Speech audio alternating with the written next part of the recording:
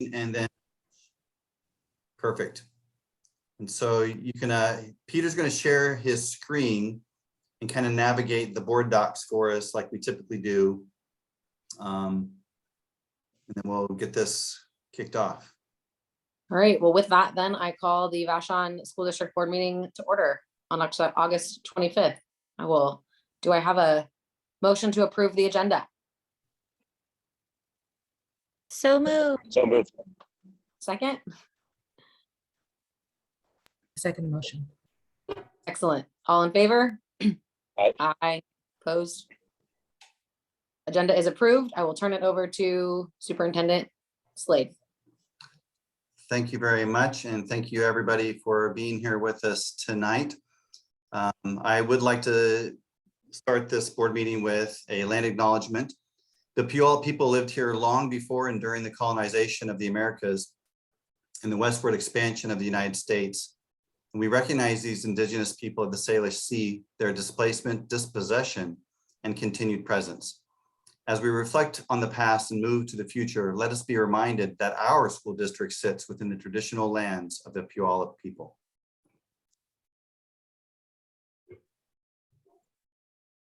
Thank you.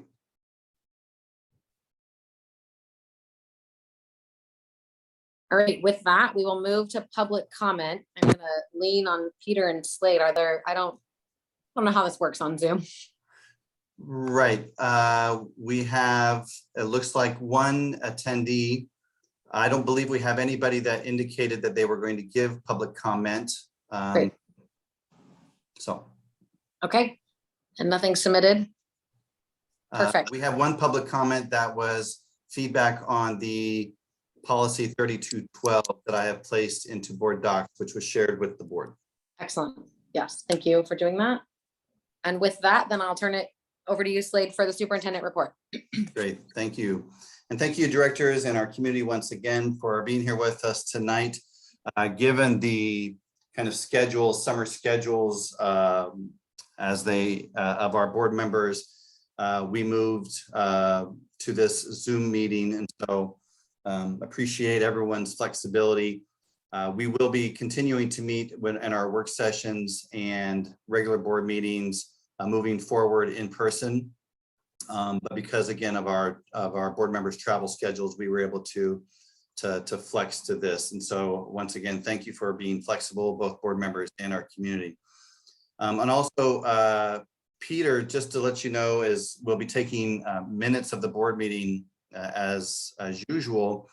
But because we're kind of in a different venue, Peter, if you need assistance in hearing, anybody who makes the motion, or you want to get that recording correct, just unmute and ask us, and we'll let you know. Okay. So opening the school year, thanks to the teachers coming back this week and our leadership team being back since August. Preparations put in place. We are scheduled to open on Monday. Every school will open about 15 minutes later to accommodate the 2-boat schedule and the potential 3-boat schedule in the spring. We had a wonderful turnout of commuter parents and commuter students last Tuesday, not last Tuesday, a week before. Our annual commuter picnic. Once again, we have approximately 270 commuters who are enrolled in the district to provide a wonderful amount of resources to the district in terms of programming and those dollars associated with their FTE, but also just in terms of the diversity and outreach that our kids do with them and they with our kids and families. It's a great event to attend every year, and just want to send my appreciation to those commuter families who met with us. I'll be meeting with them regularly once a month now that we are kind of moving into our living with COVID stage. I regularly meet with commuter parents at CMP Coffee, and then in Southworth, we're going to try to hopefully have the same parent who has been hosting us there. And then moving into this week, we had all teachers and staff back on Tuesday, where we launched our opening of the school year. Toby, your video was well received. I appreciate how you shared some stories about how you grew up on the island, how you appreciated all of our staff, and really kind of looked towards our strategic plan and connected that to the work that we'll be doing this year. Allison, I really appreciate you showing up and adjusting your schedule. Our staff had wonderful things to say about your presence as well. It's always appreciated when our board can be present. And so the book you read was wonderful, and again, set the right tone for the year and for the for our staff and what we'll be doing for kids. So thank you so much to both of you were able to do that. And then they were back today in individual staff meetings, deepening their learning around universal design for learning, which is going to be our focus for this year. And then all of our students will come on Monday. I'm looking forward to it because it's I elect to ride the ferry with our commuter students, both our secondary students and primary students. It's a wonderful time, and I love seeing all the kids and the energy. And it's one of my favorite ways to kick off the school year is to get on the ferry with the kids and just be present with them. And so in enrollment, just to kind of that's always usually one of the biggest questions that's on the forefront of our board's minds and our leaders' minds and our office workers. We don't, we are shy about making, any strong, solid predictions. We've projected an enrollment of 1,425 students. We're hopefully going to meet that projection. Hopefully we have received more enrollment in kindergarten and have hired a new kindergarten teacher, which is great news for us. And then Rebecca has also let me know that we've seen some increased enrollment in 5th grade, primarily from the commuter students.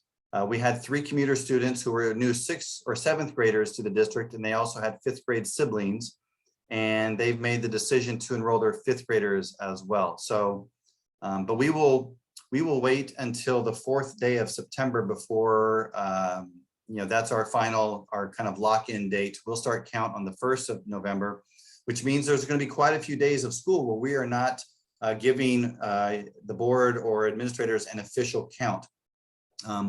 I imagine that our office workers and school building principals will be counting students, but we will not have an official count and start that process until November 1st. Any other questions about enrollment or the opening of the school year from the board? Okay. I'd like to, before I just kind of go into upcoming events. Hold on, Slade. I see Callie's hand. Sorry. Oh, sorry. Thanks. Gotcha. Oh, this Marielle too. Oh, good.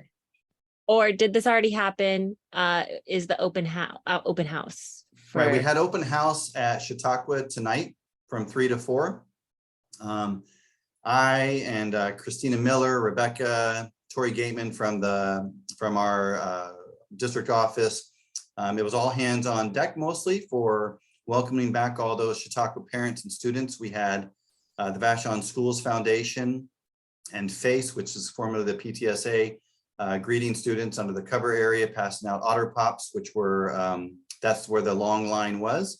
But it's, it was really, I just had more than one parent come up to me and just be excited about school. Their students are excited about school. And, it does feel very reminiscent of my first 2 years here. So that should be a good sign for everybody. Yeah, and so it felt like we had a great turnout. I wasn't counting students. I was busy walking them to classrooms and making sure our families whose English was not their first language was able to make sure that they had the right resources and the right folks with them. Yeah, and I also welcomed our 2 new Spanish interns. I got to meet them. They just got here yesterday from El Salvador, Glenda from El Salvador and Laia from Barcelona. They're here in our district, and so they were here last night to see the kind of the chaos of what open house at Chautauqua looks like. So wonderful evening. Marielle? Can you remind us when we know that the enrollment numbers are firm, where the commuter students are coming from? And I'd be curious to hear a little bit more about the right resources that you just referenced in terms of non-English speaking or non-strong English speaking families. Right. So what's the first question, Marielle? And then I'll work through them. Enrollment numbers, when do we know? Right. So we'll know the enrollment numbers. So the way September works is that the first 4 days of September are Thursday, Friday, then Monday, Tuesday. Actually, I think it's the first 5 days of the month. So we'll know on Wednesday, the 7th, our actual enrollment count.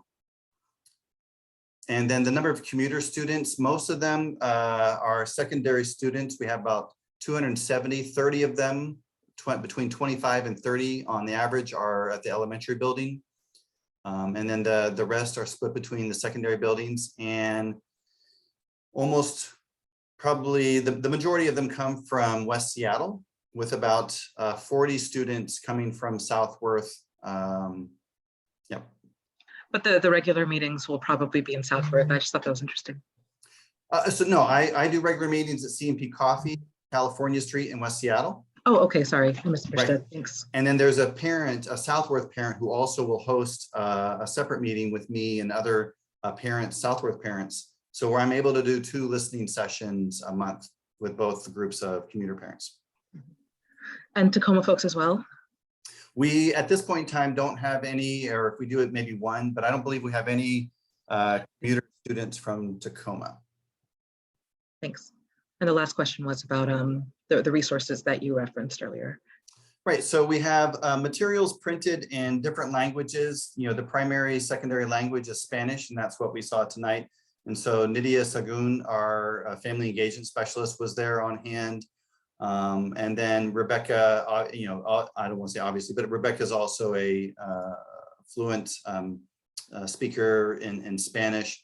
You know, I will modestly say that I can ask and answer questions and help families get to where they want to go in terms of room numbers. But if they have more questions, we had those resources available to them, and printed materials in their home language, so they could sign up for lunch plans, free and reduced lunch, get their yearbook, you know, kind of do the beginning of the year. And then also some parents also need to work with health plans with the nurse, in which we assist them with those as well. Yeah.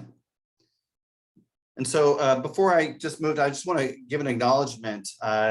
Mary Robinson passed away, a well-known Islander, and before my time in the district, so I really didn't get a chance to know her, but as I understand, she leaves not only a legacy on the island, but in our district as well, as a horticultural teacher and a longtime substitute through thick and thin, could always be counted on. And by her, she was brought up in our administrative leadership team meeting this week, and was well appreciated by all of our team, by families, and by students alike. And I'd just like to acknowledge her service to the district and to the community. Her, you know, her life meant something to many people, and so our best wishes to her family and those that she leaves behind. Upcoming events, just to kind of put some things I think that are probably already on your calendars. But hopefully, not hopefully, we have a work session scheduled for September 6th, where board members will be working with school district leaders, building leaders, and Thomas at Link with school improvement plans, and kind of deepening our sense of what those are and how they will work to kind of hold ourselves accountable to the strategic plan. And then I will be out of the district September 8th through the 13th. So, you know, typically I designate a building principal to kind of take on the instructional side of the house in terms of if there's any pressing decisions. But I should be available by phone maybe a few of those days, but I won't be available for most of that time. So I'll make sure that there's that everybody knows who's going to be kind of making decisions while I'm away. And then September 13th, we'll be discussing that a little bit more tonight, is the tentative date. I've sent everybody an invite for our bond community forum, our first one of probably two. And then our regular board meeting, which will be scheduled September the 22nd. And that's kind of about as far out as I like to go, kind of a month at a time. We will have orientation at the high school Monday morning. And I believe Greg does his open house this evening. So we can't attend that.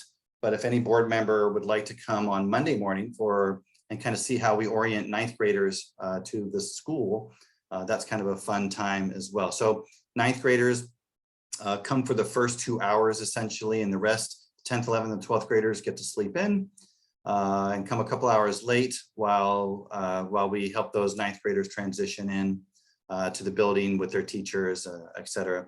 They've visited probably a couple times already, but it's a really nice strategy to kind of sequester them as a group, because a lot is forgotten over the hot summer months. So those are the upcoming events right now. Any other questions from the board regarding my superintendent report?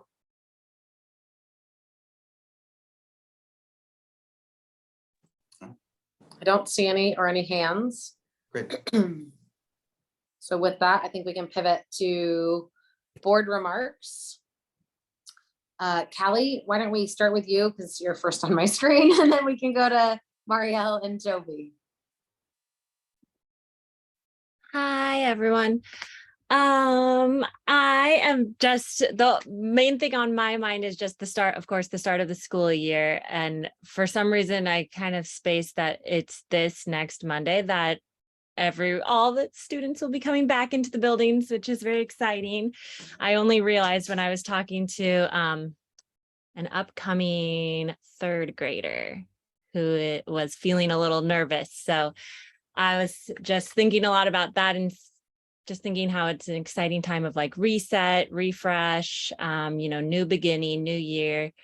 But then also kind of top of mind is probably a lot of like feelings of nervousness and excitement, but also nervousness in a lot of households right about now. So that just led me to think about how I like to think how like bravery or courage is not the absence of fear, but doing something that maybe is scary or makes you nervous in spite of the fact that you're a little scared. And so I think that's really brave, and I'm wishing all the students lots of bravery, and I'm wishing all the adults lots of excitement and patience and compassion in this first week back. Looking forward to hear how it all goes. Thank you. Thanks, Callie. Yeah, welcome everyone. Very exciting time. It is a time of change, especially for the young ones, for the students who are entering into new spaces, working with new peers and up to new and different teachers. I think we be very mindful of how some of the nervousness that Callie just mentioned around this is exciting and I'm nervous. Some of it continues to be attributable to the fact that we are in this living with COVID stage that Superintendent Slade spoke about earlier, and that feels very different for different people. COVID is not gone by any means. It's still present. It's still scary for a lot of us. And it's still objectively pretty impactful on just the health of our community and the health of individuals who are most sensitive to potential adverse conditions and adverse effects of how that pandemic is continuing to take shape and evolve. So don't forget about it, and how that shows up with how we're looking out for our district community and our broader community. That might be changing as well, but it will always be kind of present. So everyone be careful and look out for each other and look out for yourselves. Wishing health for you all. Thank you. And Toby? All right. First of all, thanks everyone for doing this meeting over Zoom. I really appreciate it. This week we dropped our oldest child off at college, so we're on our way back. The good news is we made it to Fauntleroy. The bad news is the line is pretty long. So anyhow, happy to be here tonight. It absolutely feels like a fresh start, a reset, and that excitement and anxiety about starting the new school year. And so look forward to moving that energy productively and positively as possible forward. And that's what I have to say. Thanks. Thanks, Toby. I would just add that appreciation for the Zoom. I'm traveling for work for my day job, and so I'm out of the state this week, and so appreciate the flexibility. And happy to be here electronically or virtually, I guess is probably the more appropriate word there. It was a joy and an honor to join the staff Slade on Tuesday and share what I hope were helpful, inspiring thoughts as the year kicks off. The energy of seeing all the faces in the room was exciting. So tons of confidence in the teaching staff and the facility staff and the nutrition staff and all the support staff that were there on Tuesday. It was great to join and kick off the year. So thanks for the invitation to do that. And would just echo the excitement and anxiety of the first day of school approaching, and wish everyone a great start to the year. So thank you all. And with that, I think we can shift to board bond discussion. Great, thanks. And love to welcome Brandy here this evening and Kevin as well. So thank both of you for being here.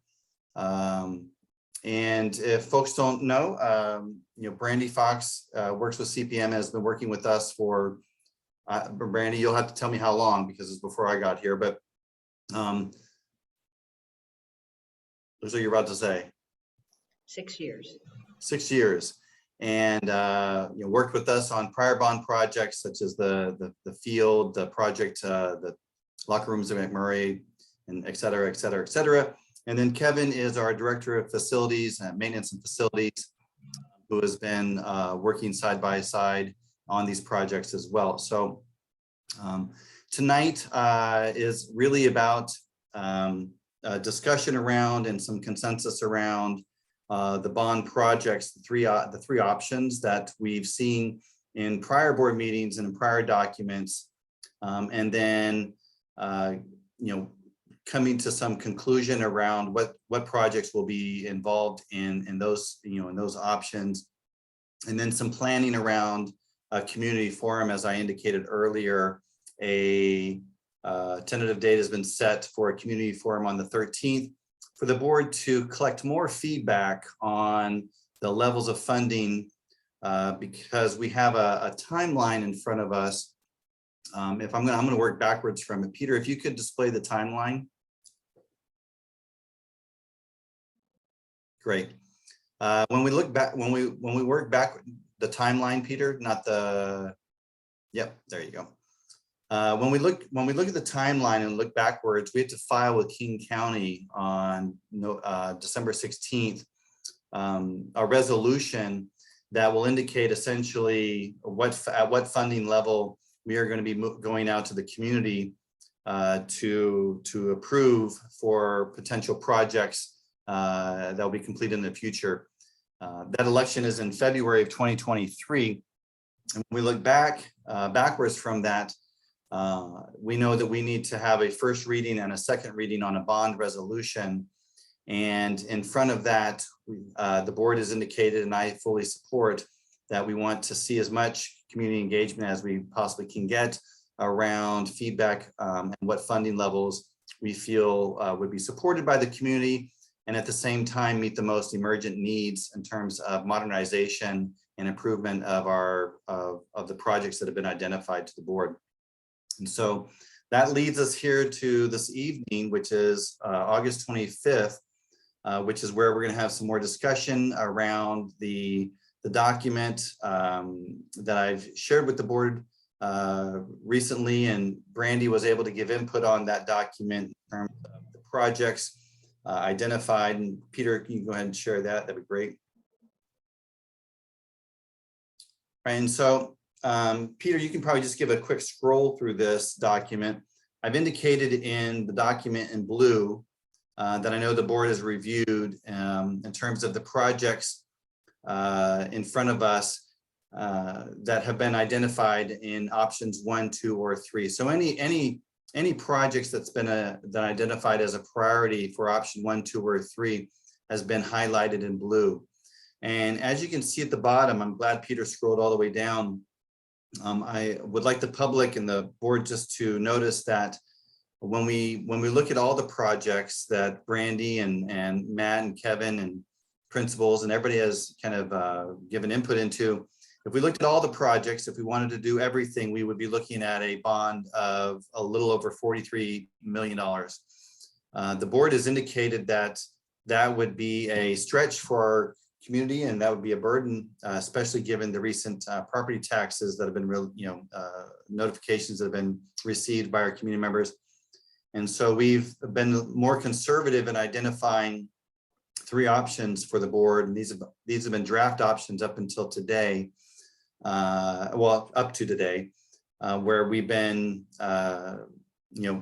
looking at different funding levels that may approximate more of better approximate the capacity of our community. The board did a walkthrough just to kind of refresh memories of all 3 buildings and of most of these major projects that have been identified in options 1, 2, and 3. And so Peter, if you could scroll to the top now. One of the other pieces of this document, which I appreciate Toby prompting me to do, was to look at essentially when we look at these options, what are some of these options that require ADA compliance or Title IX compliance or have legal implications? What are projects that are maybe are centered more around energy efficiency and conservation? And then what are some projects that are associated more with student, staff, or community safety? And so I've indicated in the columns to the right where projects might be identified to serve in one or more of those capacities, or have kind of implications in those areas for the district. Those are important for the community to understand, for the board to understand fully when we say that we are not ADA compliant. I know Mario, we experienced that firsthand in our board walkthrough of the Vashon High School locker room when we were walking up and down stairs, and the stairs being the only way in which we were able to access those those locker rooms and the wrestling room. And what that, knowing that a student who may be in a wheelchair or a family member who is in a wheelchair may not be able to access those rooms. And so those have been the prior conversations and our prior experiences. And so tonight it was requested by board members to have some further discussion and any other adjustments that we want to make to options 1, 2, or 3, or just come to a better understanding of what those options mean. And so that's kind of our first purpose tonight. The second purpose is going into the community forum planning and identifying some of the specifics around that. And so Those are the kind of our two main purposes here tonight. And I'd like to hear maybe if the board members have any questions, or are there other things that we want to accomplish tonight other than the items that I've identified.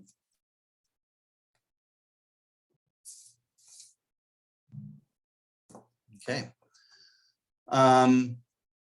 And so, you know, I know we've all had a chance to, you know, we've had many opportunities to review these documents. And thank you, Brandy, for going in and providing more information in the notes section for us.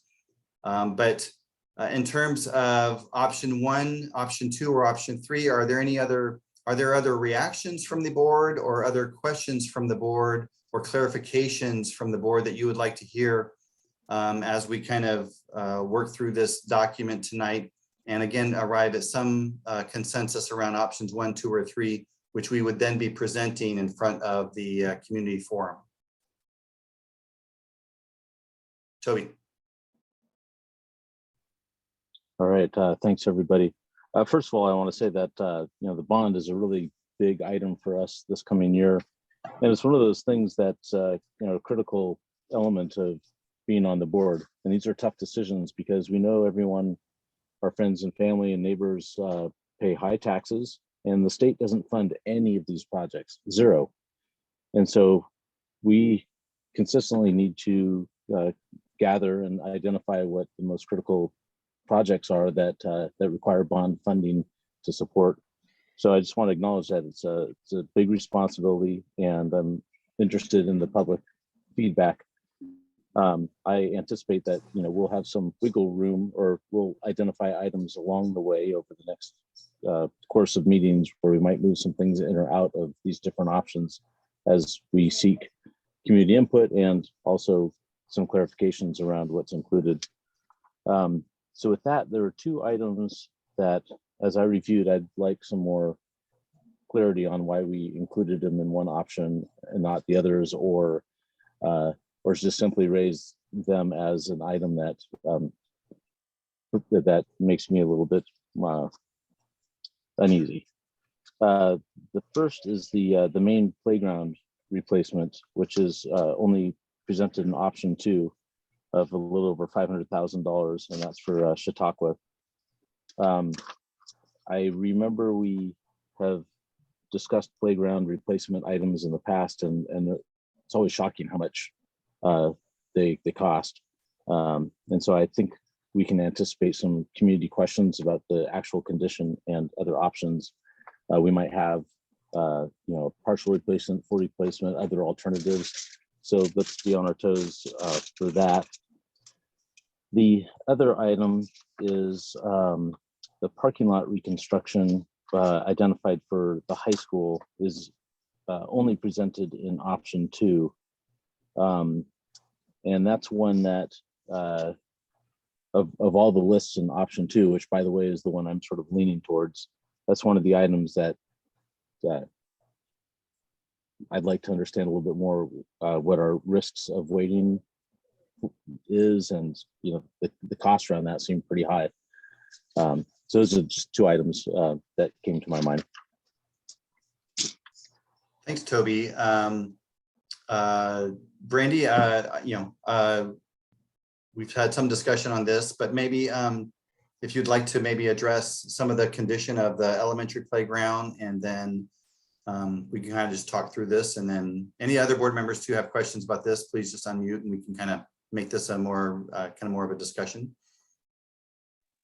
About these what projects specifically? Right. So I just want to make sure that we can kind of that folks feel free to weigh in, and but I want to let Brandy share some of the initial thinking around the elementary playground, and I can share about the playground as well, and then the kind of parking lot reconstruction, because there's questions about costs or questions about, you know, urgency, et cetera. Yes. I have other Sorry, go ahead. wondering about, but yes, I'll wait for these ones too. Right. And Brandy, actually, you know, I don't want to prolong the conversation around these 2 items, but maybe if you can help identify what sort of flexibility we have in terms of timing are these items that we could defer, or, what's some of the thinking around why include them now and the Yeah. cost?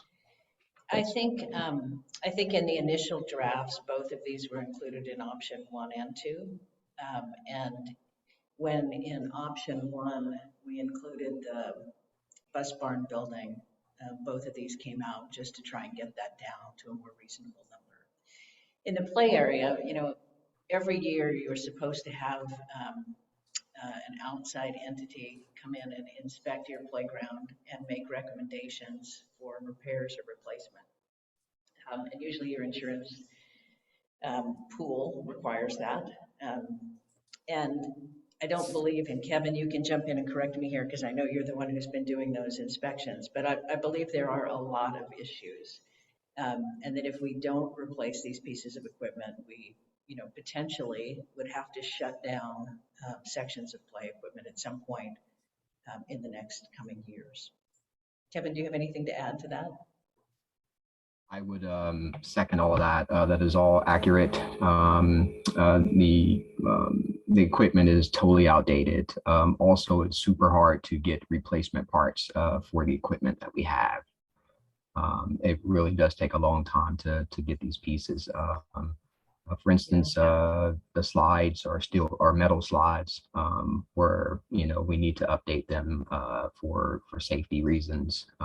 Just a lot of the play equipment is outdated for sure.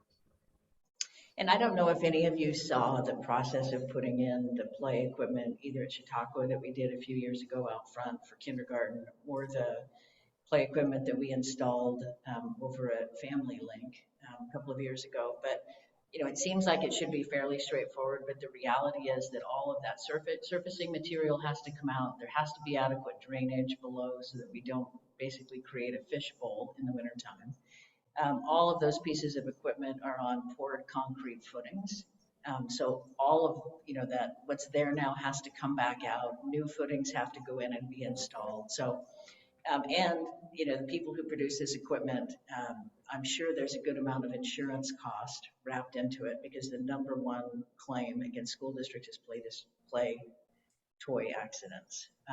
So I feel really strongly that this should be included in your options, and the risk that you run is that you'll have pieces of equipment shut down and your CapTech funding won't be adequate to replace them. Yeah, can I just chime in while we're on the playground one? I just would make a plug for inclusion of this. I think about the research. The research is pretty clear around physical activity for especially our elementary age children. And I would dread a day where parts of that playground get roped off and teachers and playground folks and staff are left to sort of manage behavior around a structure that is not usable or creates sort of a empty space out there. So I would just note, thinking about sort of the research tells us around brain science and academic success with adequate gross motor movement, having big structure, gross motor structures feels really important, especially given it is one of a few accessible playgrounds on the island. I think the only other sort of large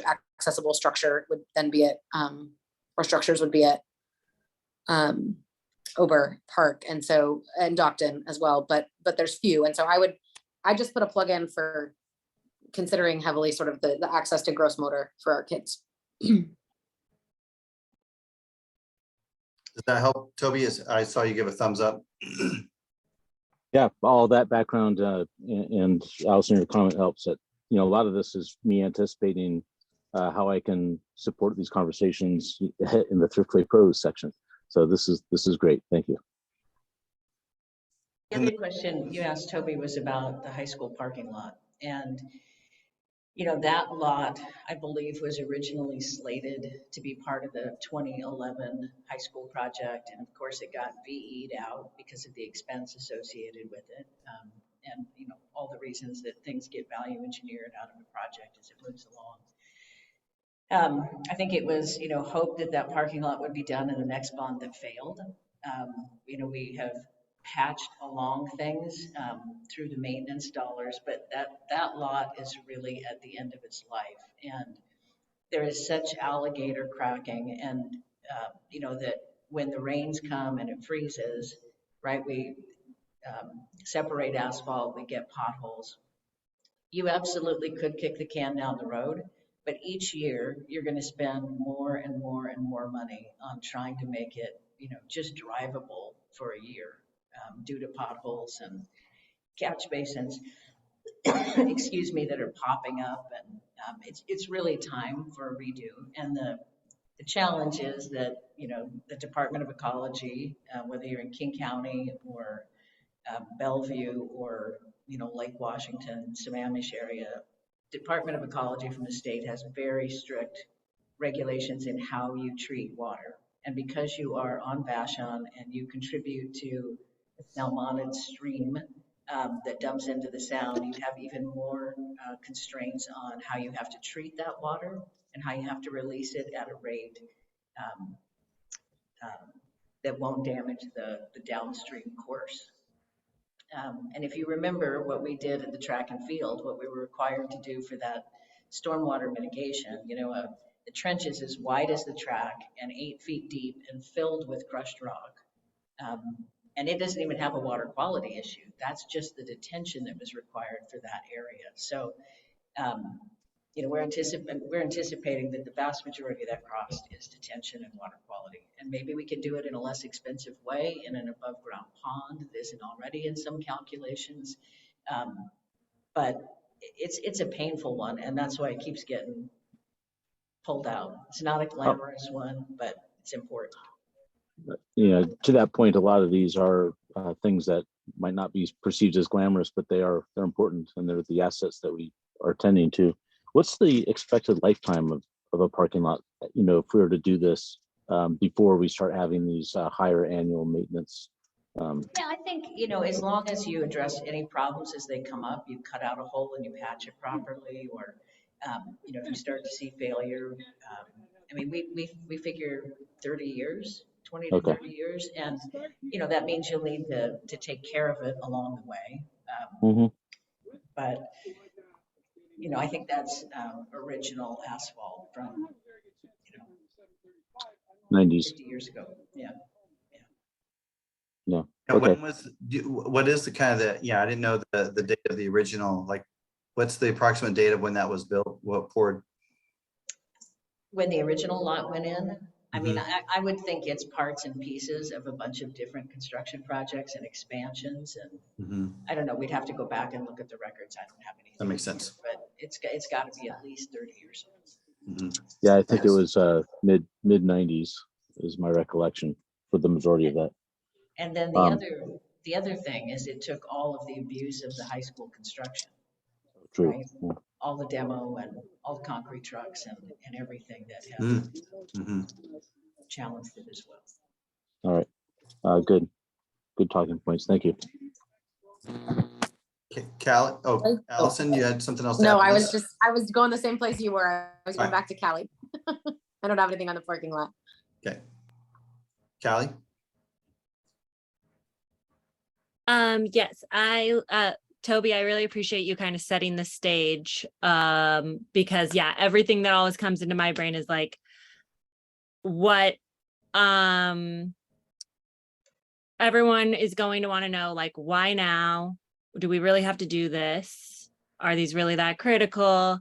And we need to be able to explain how they are critical. So one of the things that is the other kind of thing that I know we're looking at is the bus barn. And for some reason I had missed those photos, or maybe I just don't remember them, of the crack and the vines of the roof kind of caving in.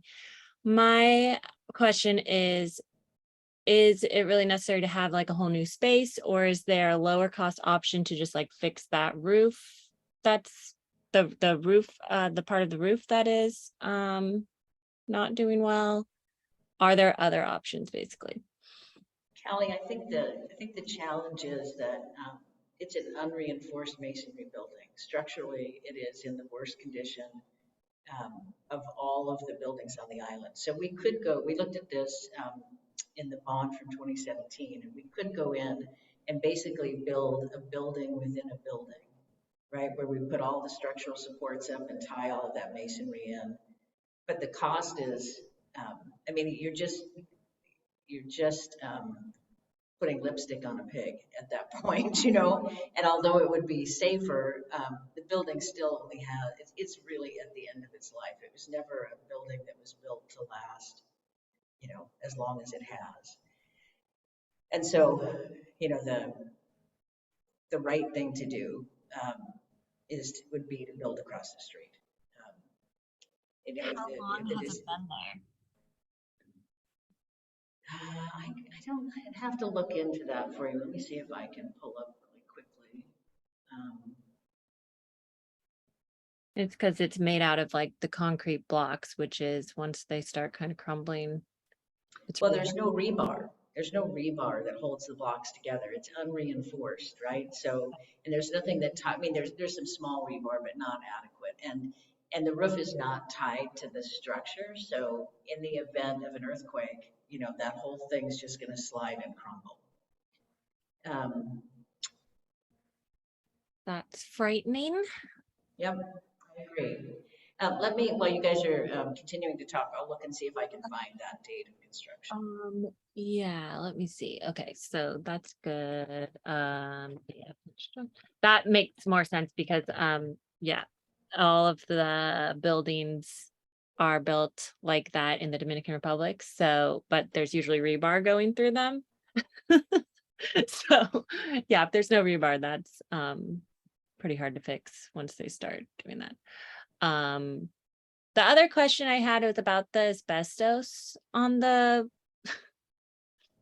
soffits of McMurray. I kind of want, obviously asbestos is bad, but I wanted to learn a little bit more about the risk of it being outside. Is there, yeah, is this, because it's been there, you know, ever since it's been alive, the building. Just to learn a little bit. Just to follow up on the bus barn question, it's 1959 was the date of construction. Oh, okay. Thank you. That's when the as-built drawings are dated for that building. The soffit at McMurray is a, you know, it's a tricky one, and it, you know, given the condition of those soffits, maintenance staff should not be replacing light fixtures that kind of surround the building, because disturbing those cement panels is what creates the dust, right? So any work that can happen in there is really limited. We could just abate the asbestos panels and replace it with another metal panel, but in order to, you know, that whole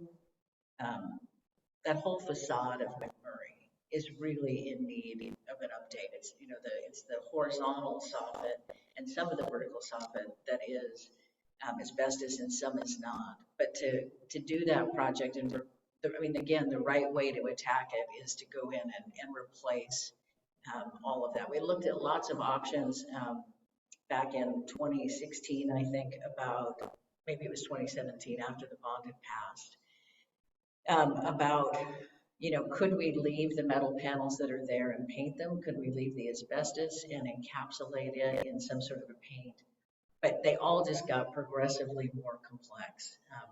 And I think, you know, McMurray, although they got a great locker rooms and, you know, some little bleachers in the gym in the last bond, I think McMurray is really due. It does not present the same way the rest of your schools do.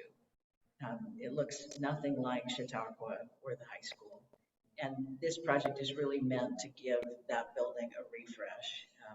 And it's complicated to try and pull the asbestos out and for that to be part of it. But and I think the costs reflect that. But I just really think if you're going to bring McMurray up to the same standard as your other two buildings, that's a project that is long overdue. One of the ways I look at that is, you know, if we anticipate getting at least 20 more years out of that school, this is a project that we probably should have done by now. And we should do it and enjoy the benefits sooner rather than later. Mm-hmm. Yeah, I agree. If I may add, it is a nightmare for maintenance as well. we've had our team go through abatement training only so that we can know what we're encountering when we are changing light fixtures or need to do that type of work. But it makes it super challenging to do it. And I would say that for all three of the projects that were just mentioned, from the parking lot to the bus barn to even changing the lights out at McMurray, and trying to keep everyone safe. The parking lot, we continue to see sinkholes in them, and we fill them. We've also had outside contractors on and off island come and work with us to do that work. We did put lipstick on the pig as far as the bus barn goes to try to doll it up some. But McMurray is a huge one, and how we navigate the maintenance behind that. It's great input. Thank you. That really helps you guys.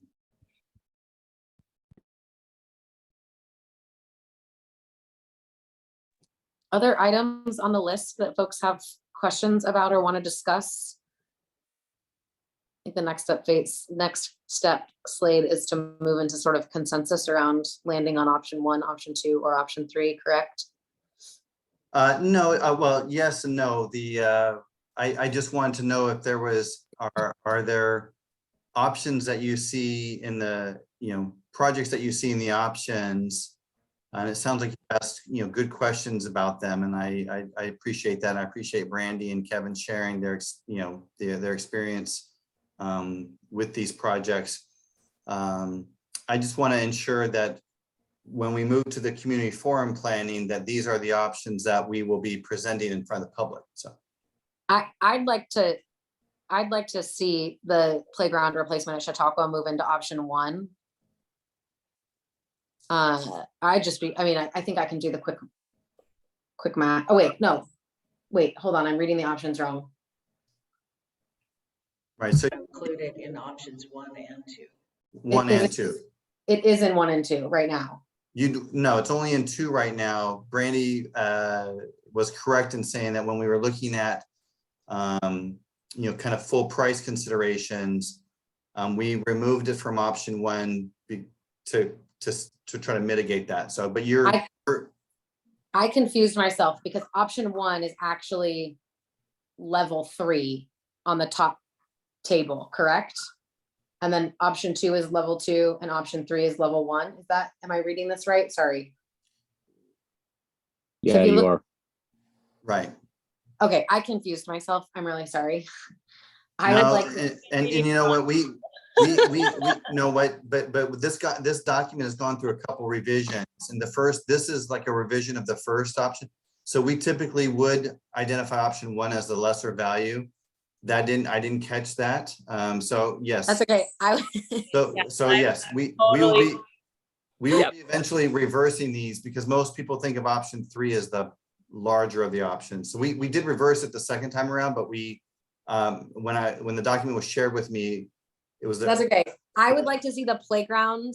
I would like to see what it looked, and I'm curious, I would recommend, and I would love my board members' perspectives on this, but I would recommend to see the playground in the least expensive option, which I believe is level 1, but option 3. Right. So you'd see that come in then a little under 17 million. Yeah, it would add 500 roughly thousand, correct? Right. Okay. I'd like to see it reflected potentially in both of those going to the community. Mm-hmm.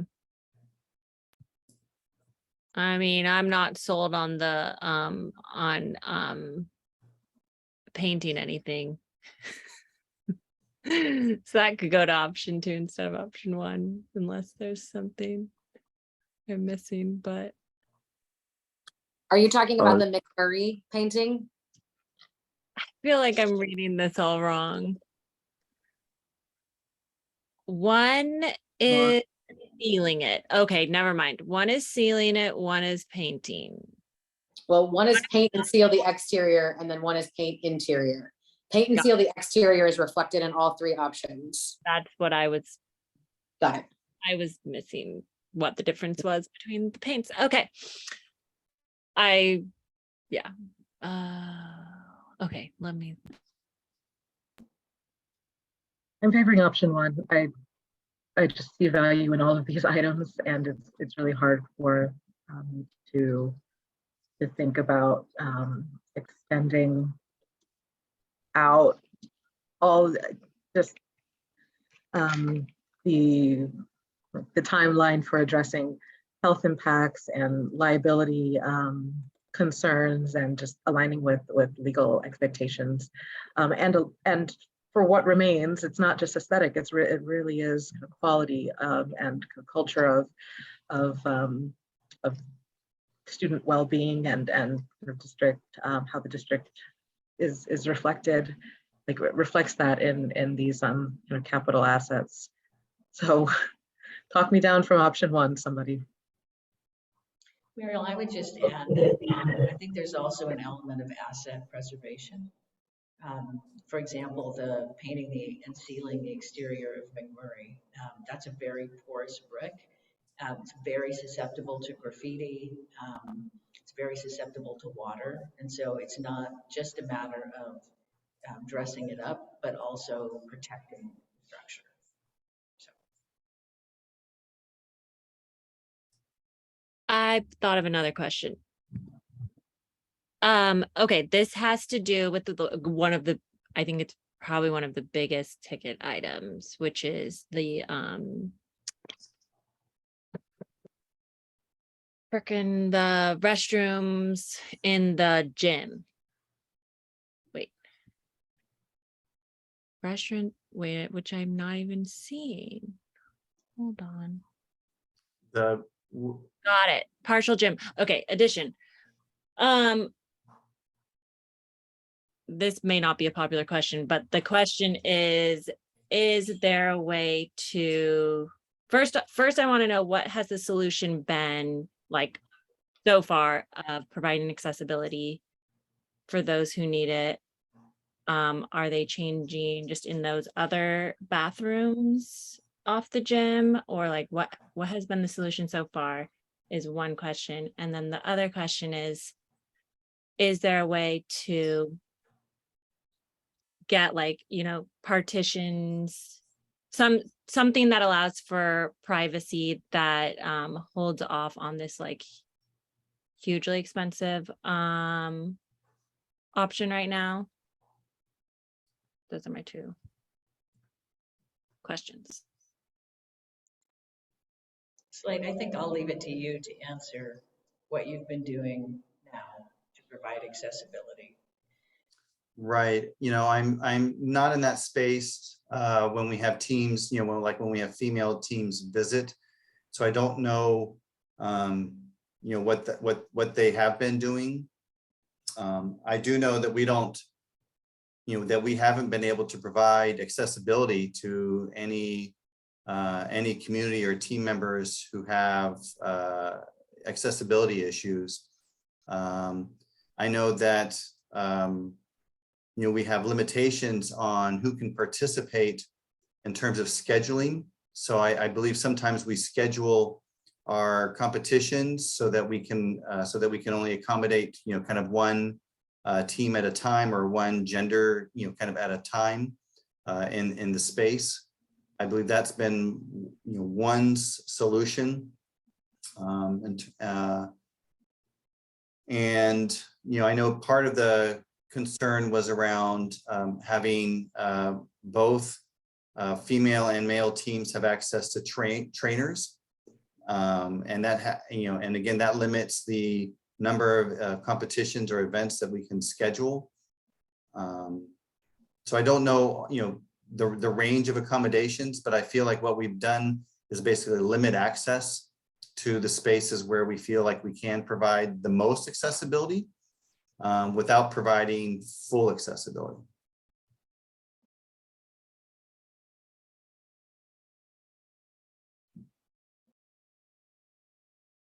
In my mind, this is Allison. In my mind, in my perspective, the option 2 on here for the high school, the partial gym and additions, it doesn't feel like a non-negotiable anymore. It feels like we have to do this in a culture of inclusivity and in culture of gender inclusivity, and inclusivity for those of varying abilities.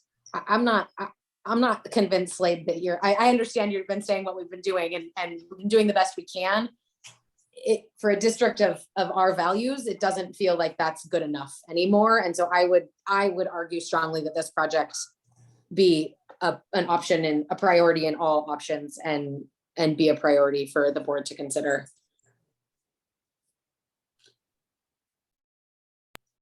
This is the option where I feel like, where there is some consensus, in terms of from risk management perspective, where we have the most liability and risk.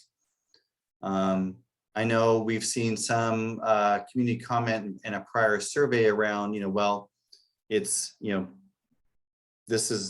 we've had this issue for a long time, why now? And I think the question is, why not now? And if this is under consideration right now and we were not to consider it, and let's say a year from now, and any particular person, not that I'm going to advocate for it, could file a complaint, and this would be part of the permanent record, is that we would be on the record for having considered this option, but did not wish to for it to be included. And so from a risk management liability perspective, this is probably the project on the list that exposes us the most, even maybe perhaps more than the bus barn.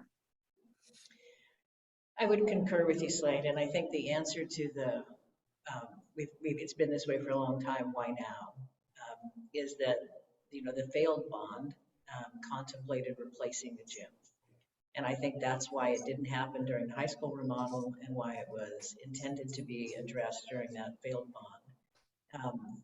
The board came back with a very small $10 million bond following that, which addressed some real needs, but they weren't looking nearly as deeply. And we've spent a lot of time and money cleaning up that facility, replacing broken windows and getting the bleachers working again and the floors and painting the building, and unless the district wants to contemplate replacing the whole structure, I think this is the minimum that you could do to alleviate that risk. I actually would be curious what would be a whole gym. Do we have any sort of estimate on what, just demolishing everything? I'll give you my best guess. This is just based on other projects that I'm working on, but I would guess you're looking at $20 to $30 million to replace that building. Thanks.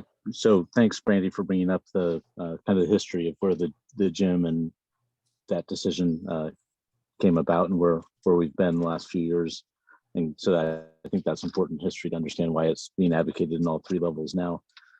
And to address Marielle's question, or maybe Allison, around the bus barn replacement, my sort of practical orientation around making these tough decisions, I'm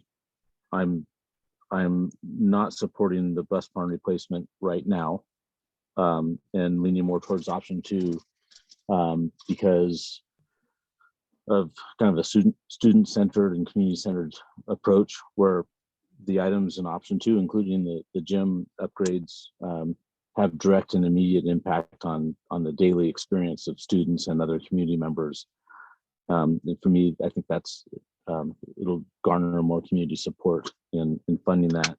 For the bus barn replacement, there's strong reasons why we would want to do it, but with budgetary constraints and limitations, I don't see the appetite at the community level to the degree to fund that. And I'm totally open to hearing feedback in these community forums, but that's kind of the sense I've had to date, and why I am supporting at this moment the gym upgrades, but not necessarily the bus barn replacement. My thoughts on the bus barn, it's I guess if there's not a viable alternative, and if there's I would like to hear about that from someone. But if there's not, seems completely unsustainable to put that off for a number of years and expect that there won't be, like, that something won't happen to someone in a facility that is falling apart. And so if the alternative is bus maintenance and this, the kind of purpose of that structure, that goes somewhere else. There's another structure we can rent. There's another place that can happen safely and effectively. Is it off island? I'm not sure, but it's something that we can support budgetary wise.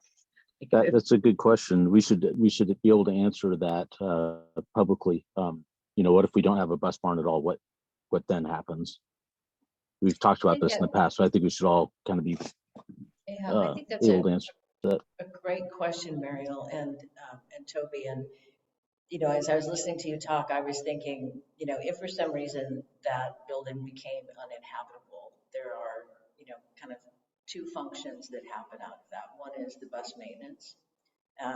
Could buses be taken off island for maintenance? You know, would that be an option in your first student contract? And then the other is a driver's lounge. And I believe that dispatch actually has an office outside of that in a small portable. So could you find another location to have a driver's lounge? And, you know, given your space on the island and, you know, the potential of bringing in a trailer on a temporary basis while you've got a modular building set or something, you know, I think both of those could be doable. It's like that might be worth exploring with first student. My understanding is that our main maintenance staff for the buses has been with us for a really long time. What happens if we build a building and can't find a replacement maintenance person? I mean, I think that might be a job that could be tough to fill. I don't know, but that would be another thing to understand.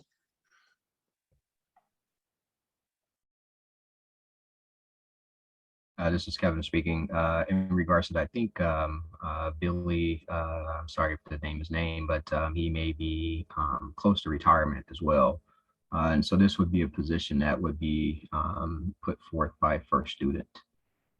So that would be, you know, continued conversation with first student in regards to a mechanic and what that would look like for the district. I mean, this building is interesting in that it's our asset, but it's really predominantly being used by a contract company and their employees, right? And that's an interesting example of any other asset that we have.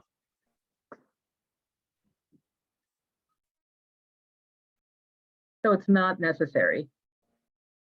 There are viable, affordable options for the same functions to continue, and that also wouldn't impede the availability of the vehicles, their maintenance to high standards for kind of safety and use for district activities, and it wouldn't impede our ability to support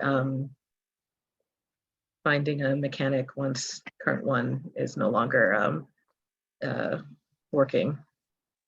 I think the key question there, Marielle, is would it impede our ability to provide transit services? And there's probably some complexities around our contract with First Student and what they require for us to have in order for them to bid and have the contract. So if we didn't have the facility, our bus barn, the buses would need to be fixed somewhere, either on the island or taken off island. And at some point, you know, First Student might say we're uninterested in a contract like that. So we could find ourselves in a pickle. But those are super important questions we need to sort of game out. How close are we to uninhabitability, which feels inevitable if we don't fix this place? Soon, right? I don't have an answer for you on that. You know, the district has chosen to continue to use that facility. First Student has continued to, you know, want to use that facility. I mean, I think the district at any time could say, hey, we're going to move everybody out of there. And I mean, I could certainly share with you, social reports that were done back in 2017 about the building. I haven't taken a real hard look at it since we did back then. Sounds like it's pretty similar though.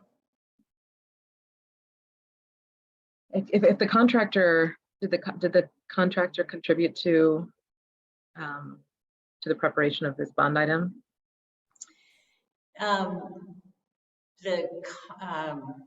Billy did, and I don't know. That would be a question for Matt about how much input he had from First Student. I don't know the answer to that. If it's, I wonder if it's not a matter of they are saying they will not continue services under the current conditions, and if that's sort of at the personal discretion of the lead mechanical expert, then right now we're kind of cruising on the goodwill of Billy, right? Working there. I agree from your testament, Toby. The risk of not being able to support transit services if the contractor, like if there's any change and the contractor decides this isn't a good situation for our people. And that is, we have to be prepared for that perhaps, but if the asset itself is not critical, maybe we don't have to address it this time. This is helpful. I'm curious. I'm comfortable. I guess I would offer perspective. I'm comfortable leaving it on the most expensive option because I don't know what option the level is what anymore because I can't scroll fast enough up and down.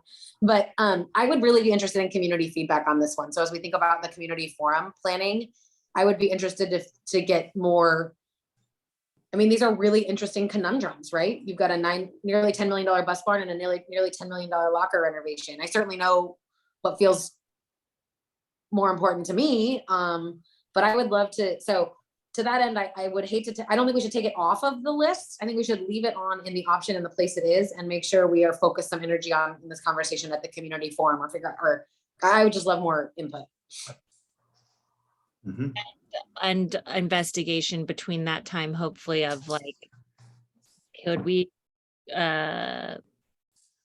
maybe conversation of if there's any other places to fix buses on the island, or if it's definitely for certain we would have to bring the buses off island, and like what the contractor thinks about that.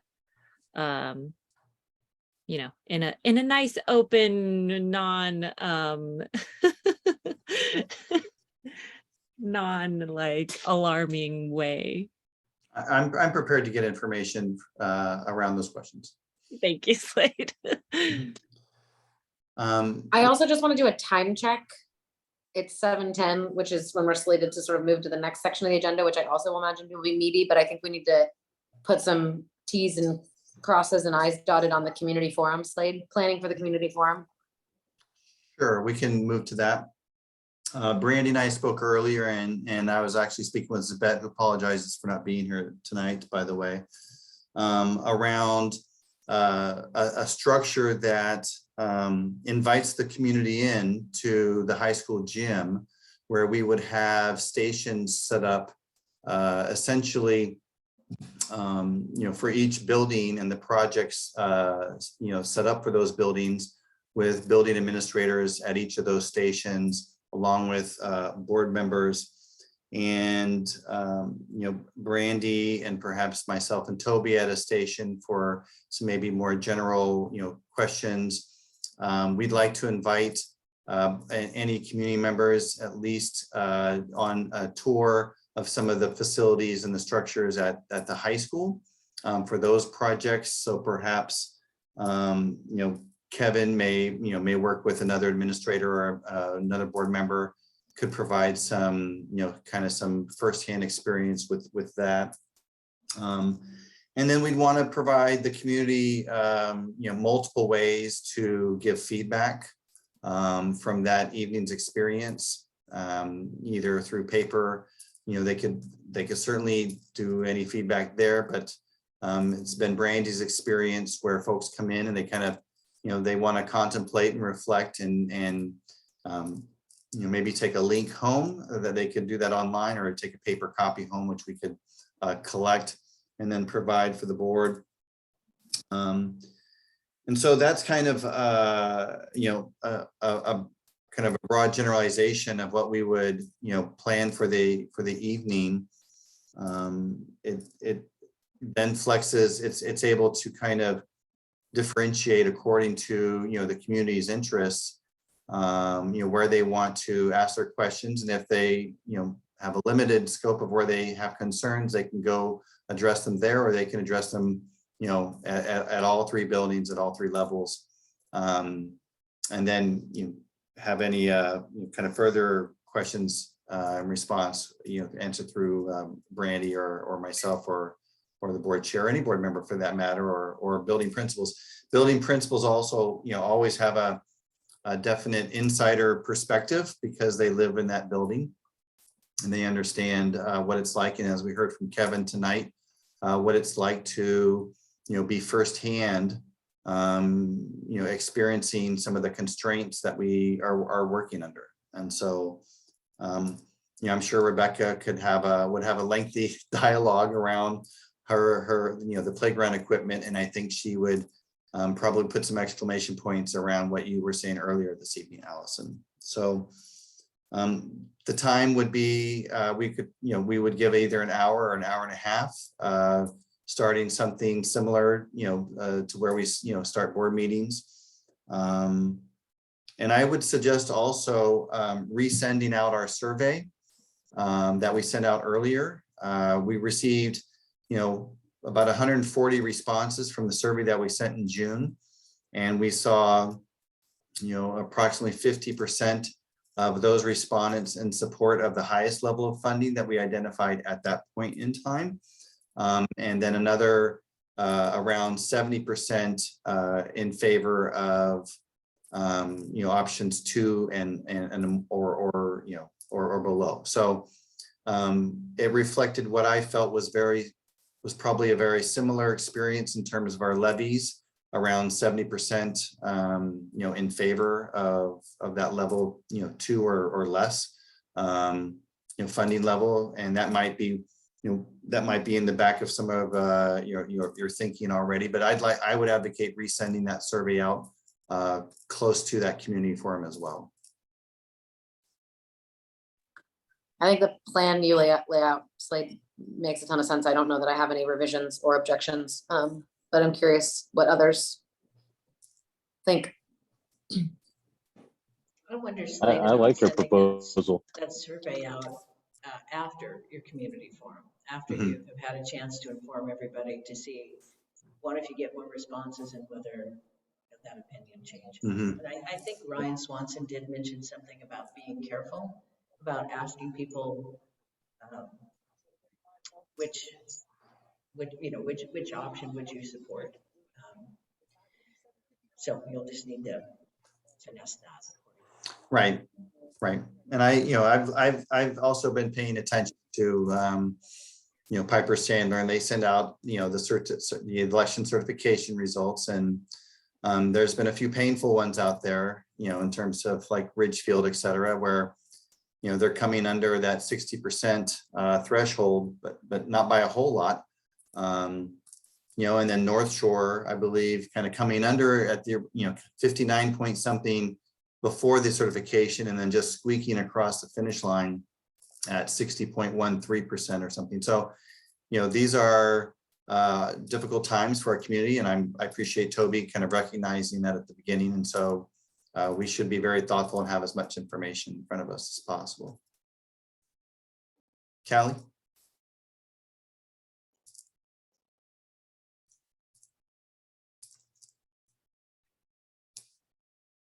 Hello. Oh gosh, I'm facing my car. The toddler screaming in the back. I'm so sorry. My question. Oh, so I like the sound of that community forum. I was more what I'm kind of concerned about is how we're going to like coalesce all of the either the just it sounds like we'll be having more like individual conversations at these different stations rather than like I was originally imagining something like a town hall of like, you know, all these people being like, hey, what about this? What about this? But that may be unrealistic with of that many people even coming. So my question is, how will we coalesce the different either conversations and feedback we're getting with community members at these different stations? How do we imagine that? Yeah, so again, I anticipate having a link to you know, a feedback form or a survey and having a paper option for them.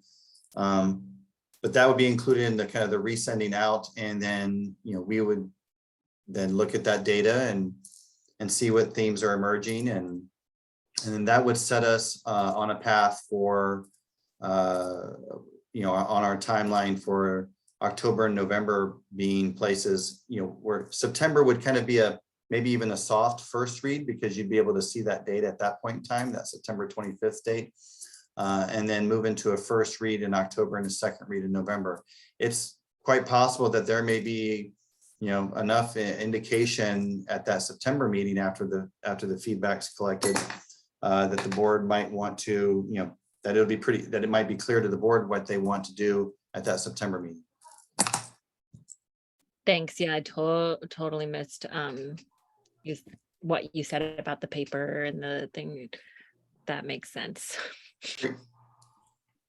I think even in what you envision with the kind of a community forum at the gym, you get 5 minutes where you present what we're talking about, a brief history, set expectations for the stations, how we're going to gather their feedback. That could be a kind of a combo of a presentation and more interactivity at different stations.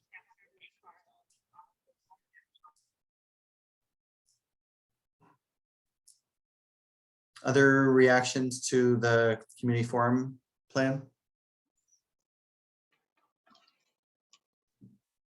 Okay. Thank you, board. Thank you. What a Thank you, Brandy, and thank you, Kevin. riveting discussion. Yeah, thanks for being here, Brandy and Kevin. Super appreciate it. Very helpful. Good to see you With all. that, oh, did I hear someone? Brandy, you're more than welcome to stay for these decision items, but you're also, I would anticipate you might be leaving us. Thanks so much, Brandy. Thanks, bye-bye. Bye-bye. With that, I will turn it over to Slade. We'll move into section 3, decisions on the policies.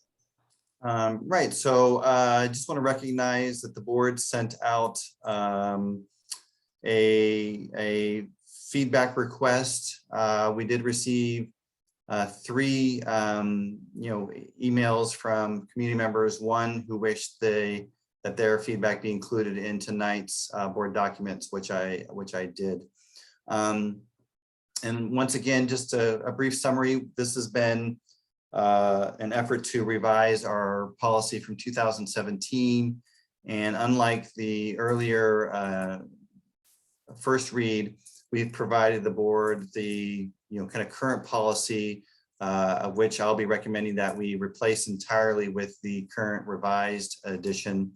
Several work sessions with Dr. Pond, including the 2 community members. Thank you for their participation.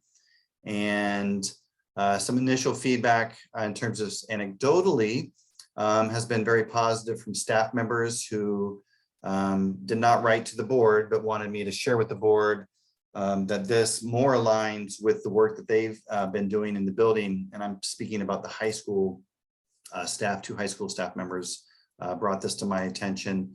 It's more in line with the work that they're doing and more critically in line with our strategic plan and you know, the work that we want to do with equity priority groups and making sure that those gaps no longer exist or are predicated about, you know, on race or any other protected group. So with that, I'm going to be, if there are any other questions, but I'll be making a recommendation now to adopt policy, the revised policy 3212, ensuring educational and racial equity. Do we have a motion to adopt? So moved. Do we have a second? Mario has a hand raised. Oh, sorry. Thanks for catching that. But I want to make sure I understand that you just said that the only feedback you received were from staff members who are positive on the policy.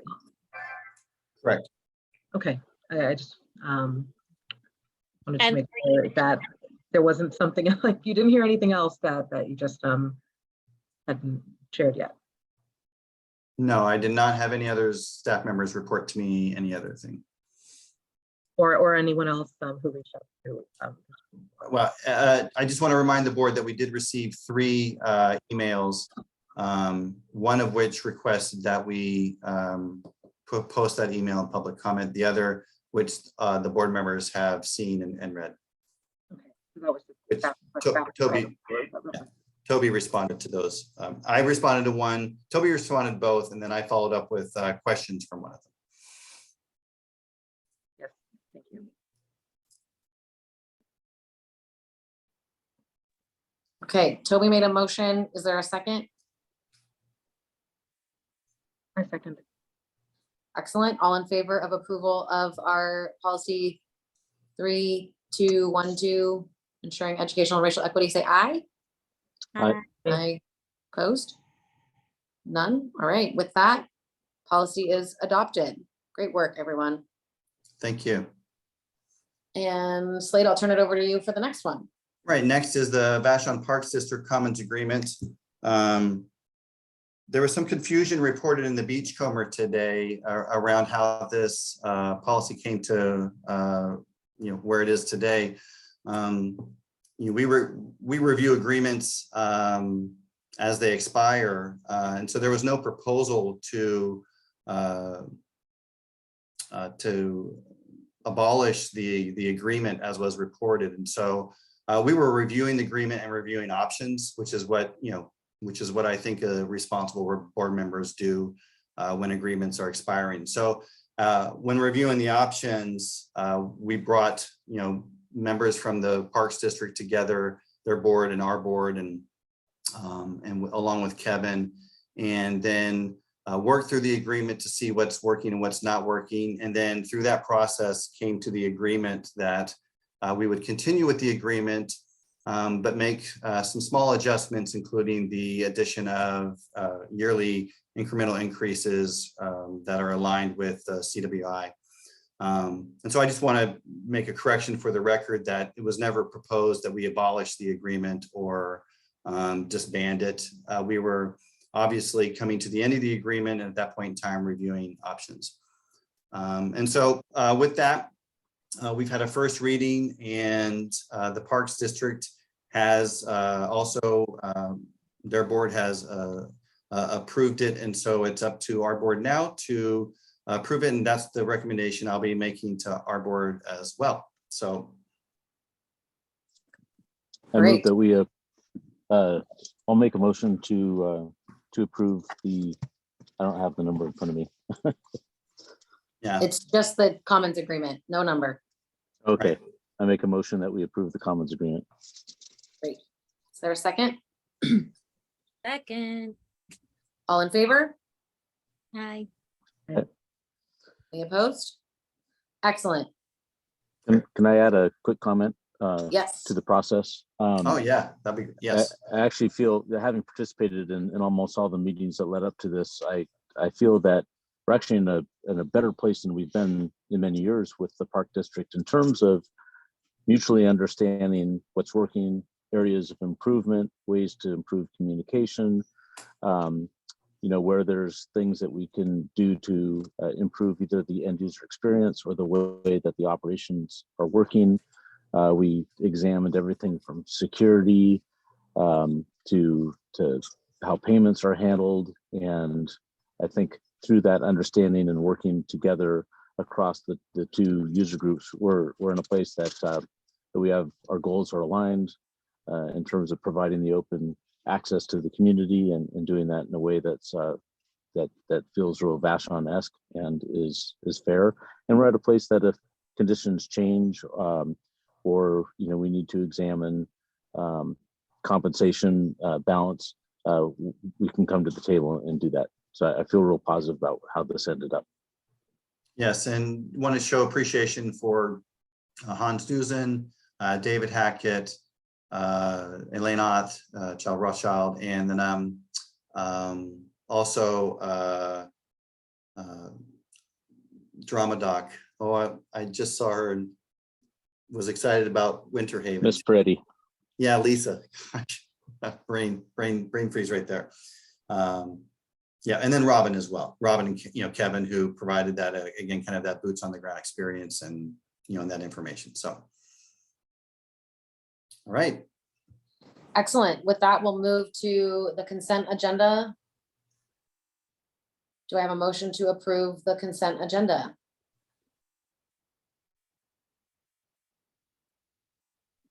I move to approve the consent agenda. Is there a second? I'll second that. Excellent. All in favor, say aye. Aye. Aye. Any opposed? Perfect. Consent agenda is approved. And with that, I believe we are at adjournment. 2 minutes over. 2 minutes over. Well done, team. Right. Thanks all. Thanks, again Allison, the for flex- supporting. Yeah, thanks, You're welcome. Allison. And Thanks thanks, for the virtual support. thanks, Mario. Thanks, Kelly. Yeah. Excellent. Everyone have a good weekend. Talk soon. Yep. Bye. Thank you. Thank you all.